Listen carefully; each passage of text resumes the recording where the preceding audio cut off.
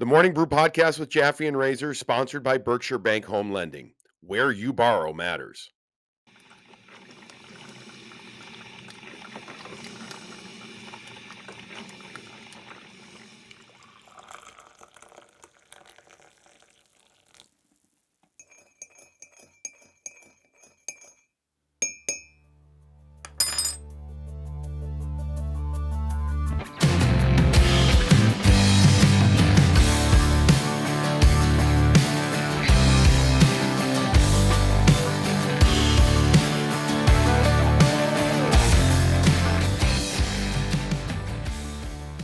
Yes, and welcome into Morning Brew with Jaffe and Razor. End of regular season show.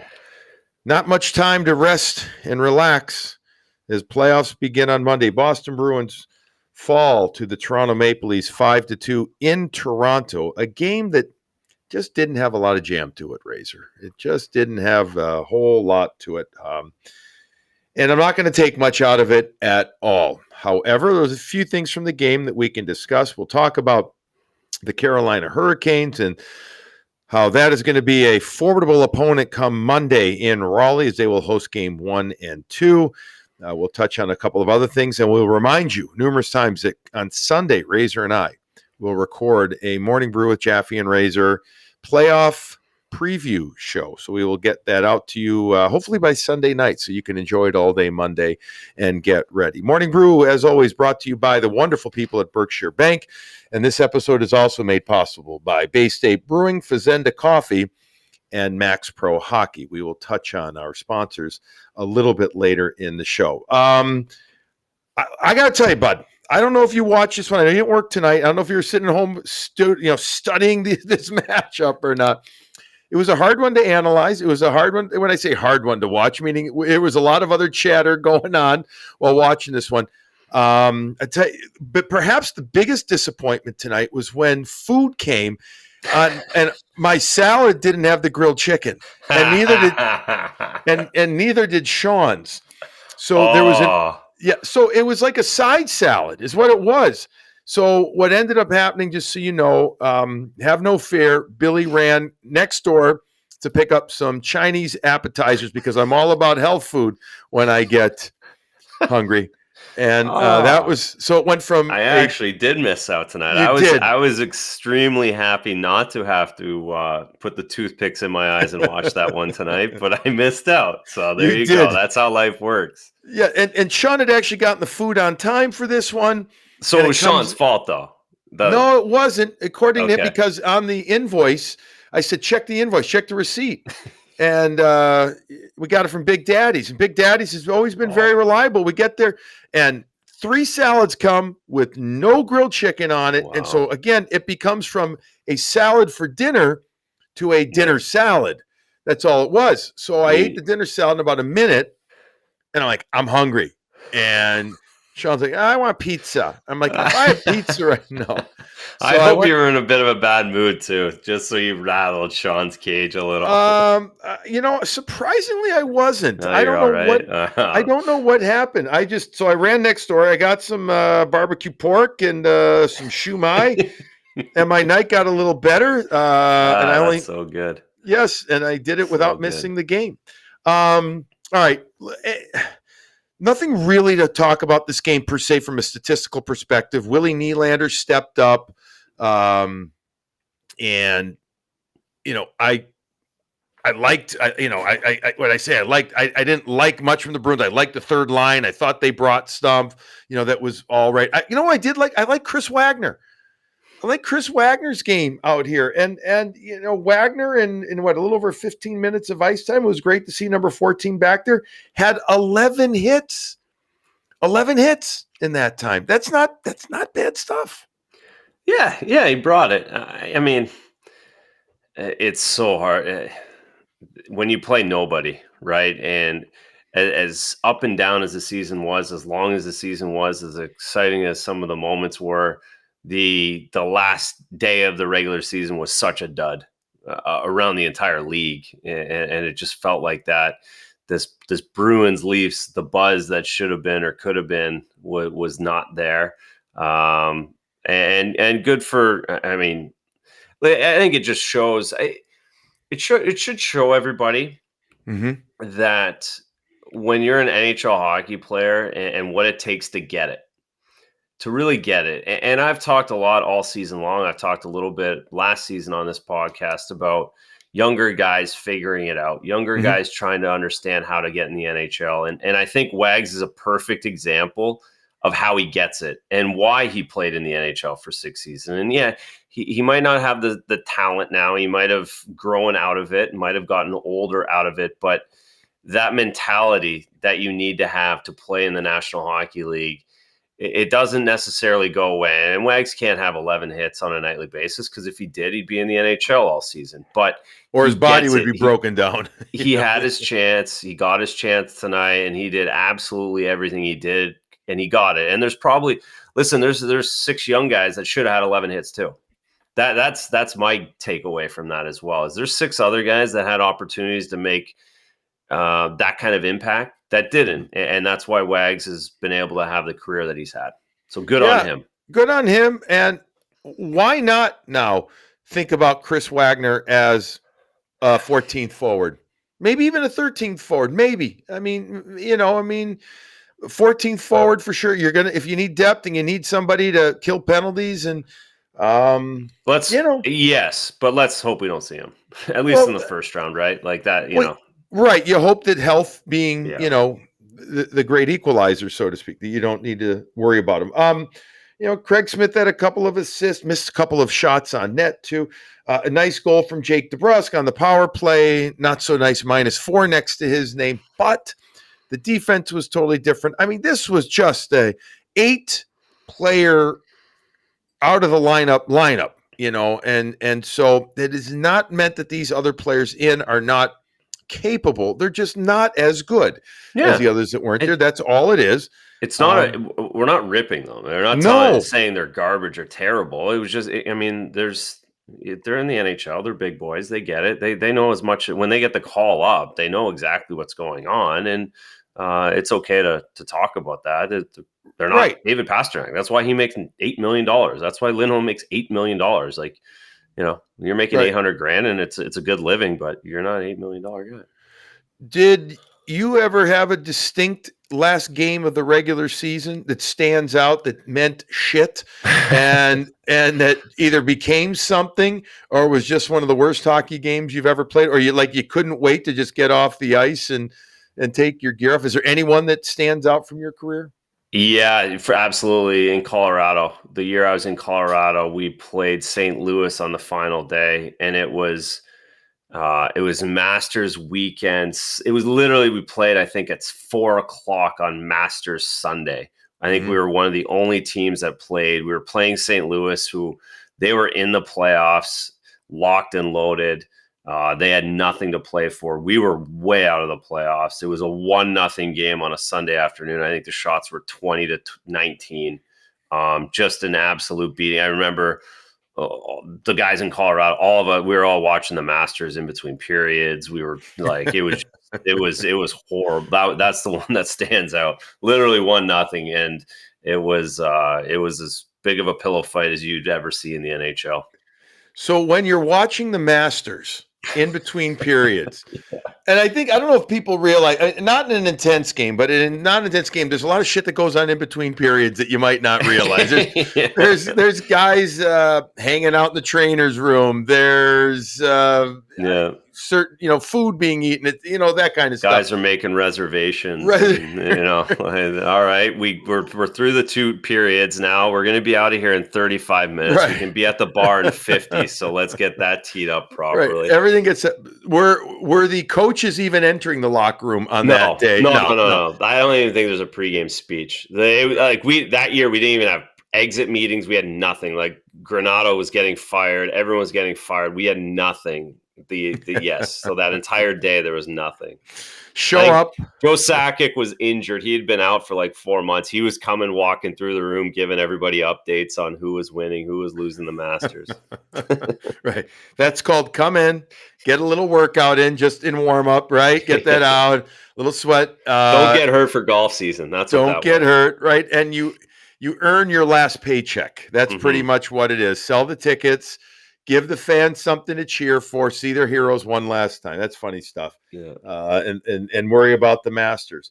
I don't take anything really out of the fact that with regard to Swayman's game, those goals in the first period, there were tips, deflections. There's not a lot of stick checking in front of the net. Bruins a little bit better in the second period.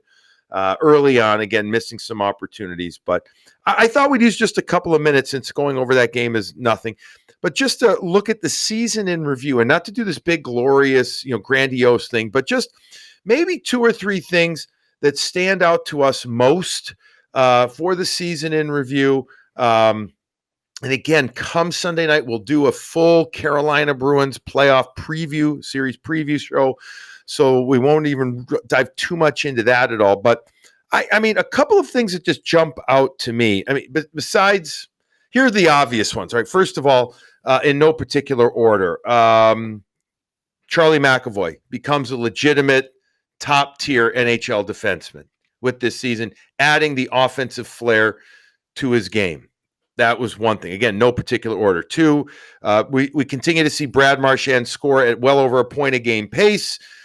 We still see him live on the edge a bit, with suspension, but we still see him as one of, if not the best overall left wing in the National Hockey League. 3, we see a development of 2 new goaltenders after a little bit of an interesting scenario with Tuukka Rask coming back, but we see a change of the guard, so to speak, change in the goalie culture with the Bruins. And while at times it wasn't always comfortable, at least now it seems much more stable and much more clear in the direction it's heading, and comfortable. I think that would be something too. A couple of other things. We saw an unhappy player who had not lived up to potential, that all of a sudden got an injection of intensity and then an opportunity.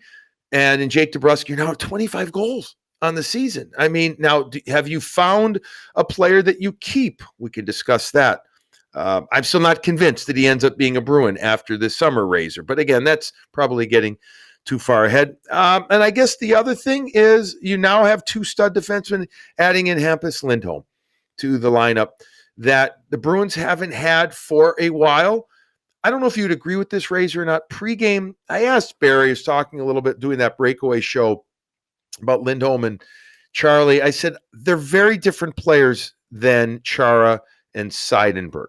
But is that the last time you had these kind of 2 type, defensemen that could really impact the game, that kind of pair that was so formidable? Or am I forgetting some, and am I missing some that, that you would tell me?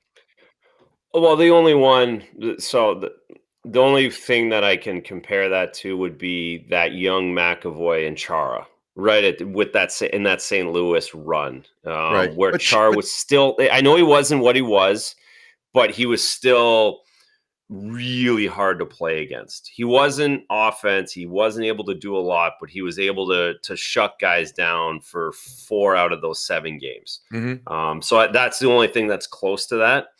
I think with the Chara Seidenberg comparison is a good one because, and I think it's going to become more clear to everybody because the league's changed so much since then. Mm-hmm. That it'll be very similar how Lindholm and McAvoy can dominate. It'll be different, right? Because the NHL is different, right? But they're going to be able to be. They're going to get really good next year, and the year after that, they're going to be incredible. And mm-hmm. how their ability to run this, like these are the 2 guys you're building your team around going forward. Right. 8 years together, they're going to play. So I think we're scratched the surface. I think it's going to get even better in these playoffs, and we're going to talk about this on Sunday night. I can't wait to see them both play 30 minutes a night. Yeah, I can't wait to see them crank these 2 guys up and let them go like Seidenberg and Chara playing 30 minutes a night against the Sedin twins in 2011. Like right. That's what I'm looking forward to. Right. And so that to me is a major story that they get them. The goaltending, I'll bounce around here. Goaltending, you're comfortable, right? You're good now. Like Yeah. you're all right. And the Yeah. the Olmark signing doesn't look so Oh, bad now. I could go on for 20 minutes about this because we've been saying it. I've been saying this since the day he signed him. So no one can bitch and complain about that. It drove me crazy at the time, and I think we've been validated on that. I'm not in the. I don't need. We don't need to be patted on the back, No, we don't. But that's the reality. And again, it looks different. It's very similar, right? It's very similar to Tuca and Thomas. They bounce back and forth off each other, and they play behind good defense, but they get the job done.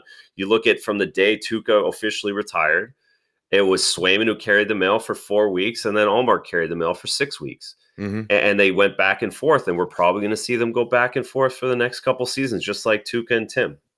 Yeah, we do expect, right? Allmark's playing game one, 100%, right? 1,000%. I would expect him to play the first 2 games, no matter what. Quite honestly, unless something catastrophic or crazy.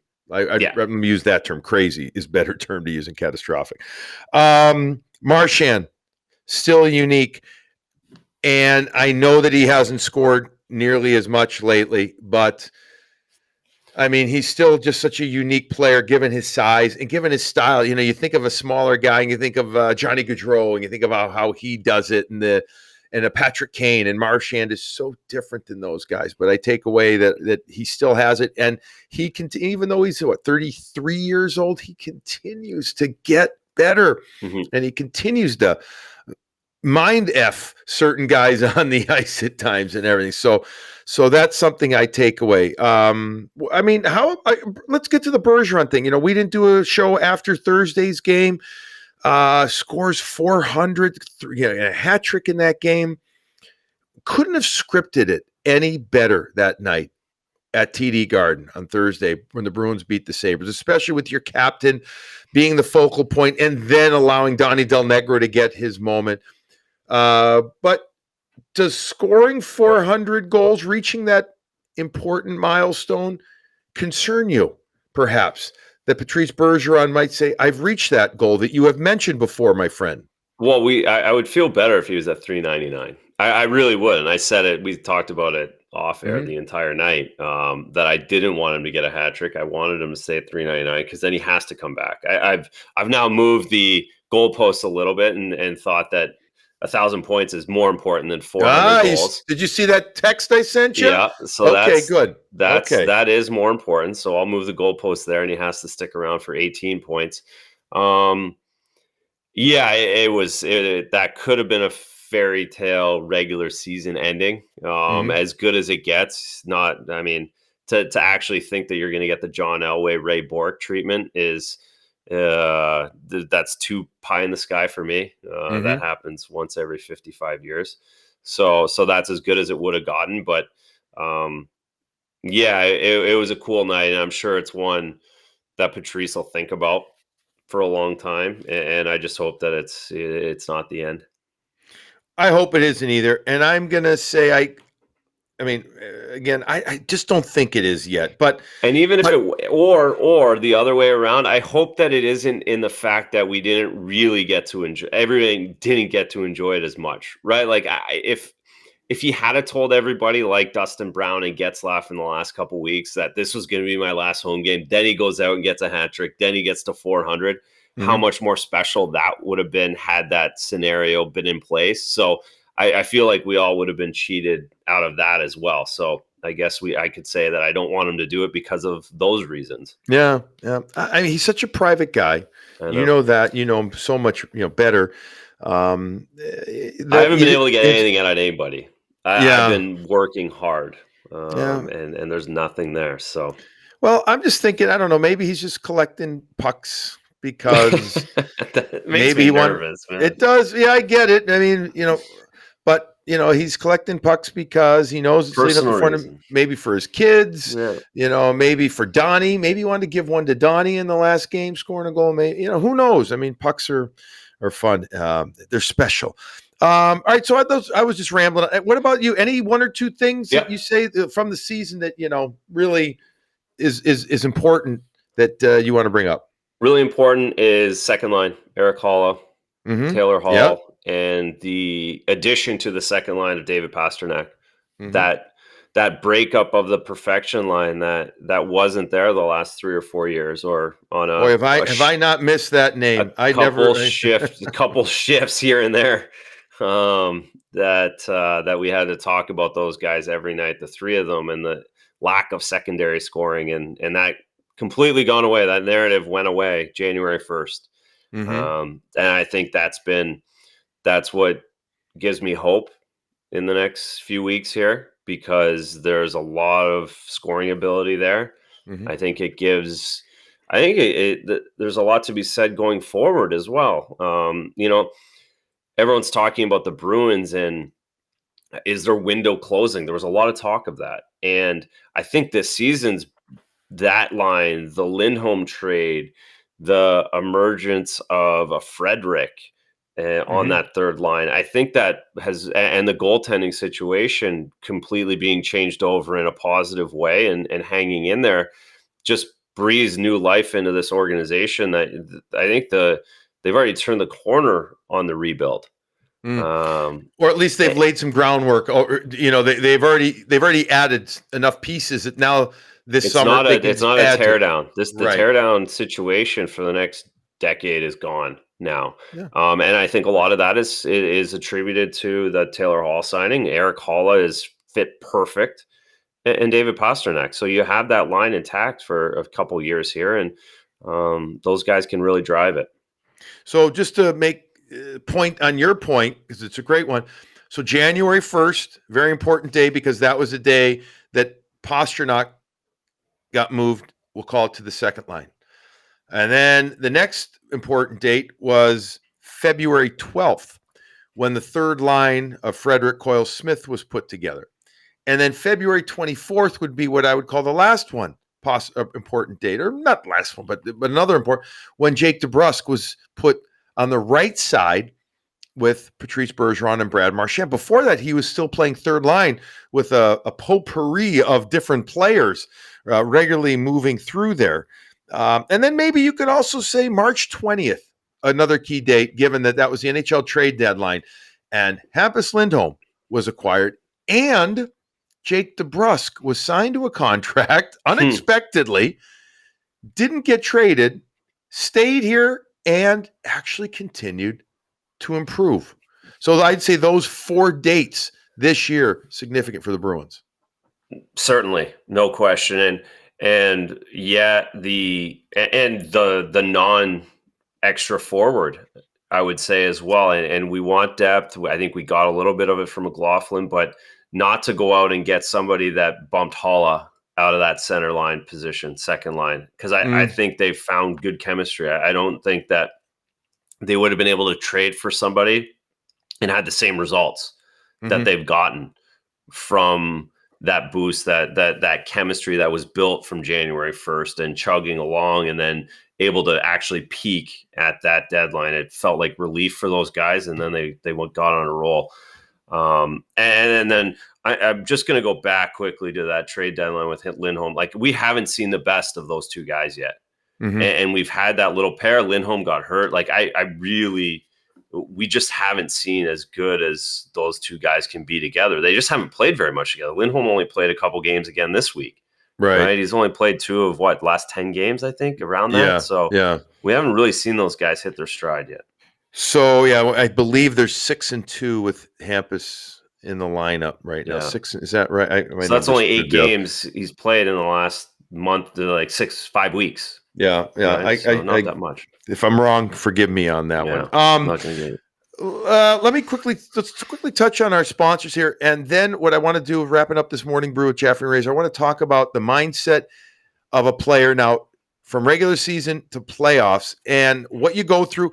But the other scenario is that this year it's so quick the turnaround. How different will that be? But before we get to that, let's tell you about the people that help make this show possible, including our awesome buddies over at Fazenda Coffee Roasters in Dedham.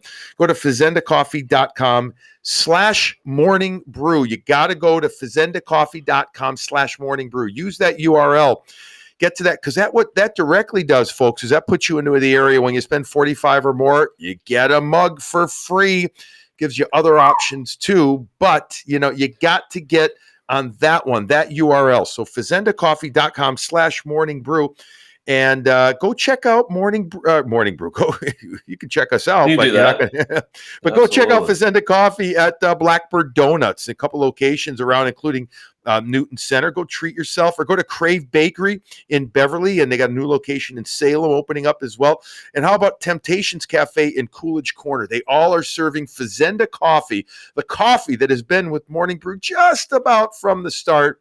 And we thank Pete and the guys over there for their fantastic support. Also, check out Bay State Brewing. Bay State Brewery is in Worcester at 112 Harding Street in Worcester, right near the new Woo Sox ballpark and attached to a twin hockey rink. Go check out not just all of their great beers, but all of their great food. They got indoor and outdoor seating, video games, and watch live hockey outside or through the window that they've got there. Since 2012, Bay State Brewery has been handcrafting distinctive and drinkable beers, including some of the ones that I've got behind me right there. There's the Mike Light. We've got Becky Likes the Smell. There's a couple of others as well. It's, they got ales. They even got seltzers, Razor. Seltzers are good. Yeah. Seltzers are real good. Yeah. Did you have the orange one? Is that which one did you have? Yeah, exactly. That one you got back there, that orange one's solid. The Mandarin orange one is excellent. So again, go check them out. Bay State Brewery at 112 Harding Street in Worcester. It's a good looking place. You want to go check them out. And lastly, if you got a youngster playing hockey, boy or girl, go check out Max Pro Hockey, maxprohockey.com. Max Grachev grew up actually in Massachusetts, played in a bunch of different places, drafted by the Islanders, and for a while now has really produced some awesome youth hockey camps. He's got individual training, he's got small group training, and he also has team development in season. So a ton of different options with Max Pro Hockey. Go check out maxprohockey.com. Your player will develop. And more importantly, Razor, you know it, I know it, because our kids do it. They have fun. And you know what? It's important to develop. It's more important to have fun. All right. So thank you to all of our sponsors. And again, to our lead sponsor, to Berkshire Bank as well. The awesome people there. All right, Razor, let's wrap it up with this. Mindset heading into playoffs. So you as a player, were you like last game of the regular season, that night, you usually had between 4 and 5 days off, though, in between. Every team's going to have 1 day off on Saturday and then practice on Sunday, and half the league starts Monday. So half the teams are traveling. Of the 8 teams are traveling on Sunday. Did you do anything different? Did you make any different plans, any different rules, anything different at all as you went from regular season into playoffs? You dial it in a little more. You don't have plans. Basically, the schedule gets wiped. Whatever personal, any of those kinds of things. Through the season, you have people coming in and out of town. You got a dinner. You got to meet someone. That gets wiped off, right away. And Aaron would take over. Whether it's kids, whether it's just stuff that needs to get done. It's like, all right, that's it. But beyond that, I remember Felix Potvin telling me my first playoff round it's the same. Just go and try and win, but it's exactly the same. Nothing changes. And so don't change routines. So don't change. You just don't mess with stuff that's been going on all year. It's worked. Continue to do that. Don't change it. So I stuck with that for the most part. The big thing that happens, so what's going to happen now is, and technology is going to help tomorrow, is that these guys are going to get blasted with video. There's going to be so much video in the next 2 days for these guys. You're going to set up, probably the fourth line is going to learn everything about Carolina fourth line. The first line, whoever's matching up, whatever those matchup ideas are, you're going to know every single thing about those people. You're going to know every single thing about the power play if you're on the penalty kill, where everybody scored from, where everybody shot from, where everybody's tendencies are. Goalie Bob's going to do his goaltender analysis probably early Sunday morning before practice, or when they get to the hotel Sunday night in Carolina. Likely they'll sit down and go through every single goal that Anderson's given up, every single goal Ranta's given up, every single goal. and they're going to go through and dig into all of that. So you get a crush of information going into that playoff, whatever round it is, because you know you're going to have 7 games against whatever team it is, and you want to know every single thing about it. So in that respect, you get really dialed in to your opponent, which is very, very unlike the rest of the season. Because you're playing every other night, you're playing a bunch of different places, you're traveling. You really, like when the coaches talk about we're focused on our game, that's what the majority of the 82 game season is. You'll do your random scouting report, but come playoff time, it really flips into what the other team does and how you adjust to them. Was the first time you had the conversation with Aaron about, hey, it's playoffs now, and it's different? What was that? Do you remember that one? Like, what was that? Well, like? she was around in the minors too, so she saw that, kind of, everybody kind of gets gradually put into those situations, and it's more so the mood that you get into, right? You get into I would get more of a bad mood, I guess, thinking about it. More selfish, more just concerned about what's going on, and you take all of what's happening more personally, and you just shut yourself off. Basically, you really do shut everything down. It's a big bubble here. It's funny. The other thing I remember about playoffs, and it is as I'm really good friends with Mike Fisher, and I was in juniors. He went a year earlier with the Ottawa Senators, and they were playing the New Jersey Devils. And I remember going and staying with him, and this was my first real NHL playoff experience, was going to hang out with him.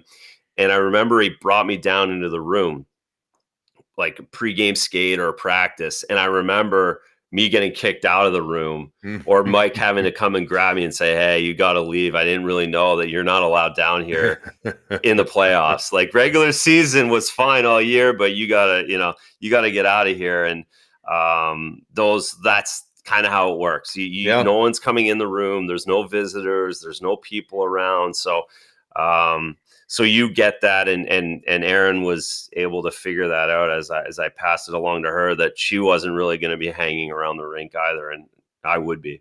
Yeah, it goes from a kind of a casual business trip, right? Where you use the expense card, you know what I mean? You're having good dinners, to all of a sudden, this is a high stakes meeting. I mean, that's the difference. And that's I try and relate the hockey or sports world to the everyday world, and everybody out there gets it. You've got moments of just normalcy or normalcy where it's day-to-day thing, and you can do a little, you can slough off a little here, there, and everywhere, but come playoffs, it's just so different at any level, but especially I could only imagine at the NHL level. Yeah, regular season's playoffs are when you're closing the deal for anyone out there. That's the day the week you're closing the deal with this brand new huge customer that is going to change the direction of your life for the next couple of years. That's what the playoffs are. So the lead up to that is, and then once you get that deal and you're hanging out with those people that they signed a 3-year deal, that's the regular season after that, where you go and check in and have a dinner and hang out and have a glass of wine. And you have some big moments once in a while. Yeah, where you need to have a meeting. You have that big game where something's wrong with the process, and you have to go and explain it, and you have to go and figure things out with them. That's like that big game against Toronto Maple Leafs on a Saturday night in January. But it's not the same. And when that negotiation comes back again, then it's playoff time. Right.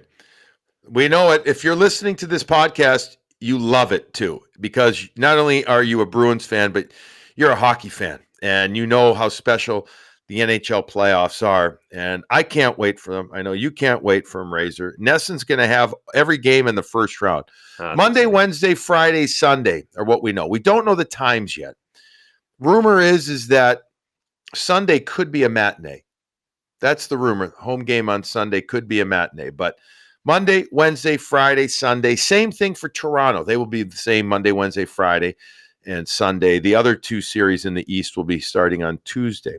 I'll leave you, everybody, with this, because Razor and I, again, are going to have a Sunday record of Morning Brew to discuss the Carolina Hurricanes and the Boston Bruins playoff series, playoff preview show in depth.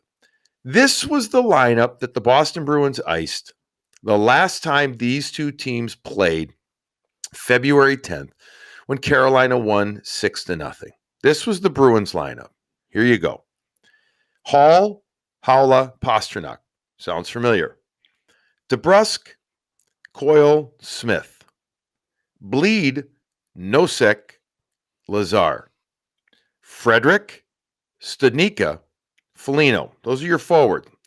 Your top D pair, Grzelcyk, McAvoy. Riley, Carlo, and then the third pair of Forbort, Clifton. Your starting goaltender that night was Linus Solmark. That's the last lineup that your team iced against the Carolina Hurricanes. If you noticed, there was no Patrice Bergeron, no Brad Marchand, no Hampus Lindholm. Very different team is the point that I'm making. It is still going to be a challenge, a big challenge. Carolina has beat this team 3 games this year. The last one, again, was on February 10th. They played a couple of weeks before that in January, and then they played very early in the season. Let's just say I think this will be different. Does that mean I think the Bruins are going to win no matter what? I can't tell you I'm ready to say that yet. But I'm going to tell you that this is going to be very different than the 6-0 throttling that they got that night. So I'll leave you. I'm leaving them with a positive. Like what I'm doing is what I did with regard to going out and quickly getting my Chinese food within 7 minutes after my salad didn't have chicken on it to begin the night. So we started a little slow. We're a little up and down here. The Bruins lose. We start talking, and then I'm finishing on positive. I'm going to make the fans feel good and listen on Sunday. I don't think that that's unrealistic. Do you, Razor? Not at all. I'm excited for the Chinese food, which is the Carolina Hurricanes. All right. No, it's going to be the good Bruins lineup. Is that what it's going to be? All right. That wraps up this morning brew with Jaffe and Razor. I said to Razor this was going to be 20 to maybe 25 minutes. And I went 30. Long enough. Well done. I went to 35 minutes. Thanks, everybody, for listening. Thank you to Berkshire Bank, Bay State Brewery, Fazenda Coffee, Max Pro Hockey. And you know what? We don't thank this guy enough. RC. Thanks for listening, dealing, putting up with our shit. Absolutely. Good stuff, RC. He's going to edit this one, get it out. We're going to talk to you Sunday evening, and then Monday night, the playoffs start. Everybody, have a wonderful Saturday. Have a wonderful day off. Get ready for Sunday, and then Monday it all begins. And please, as always, enjoy your coffee.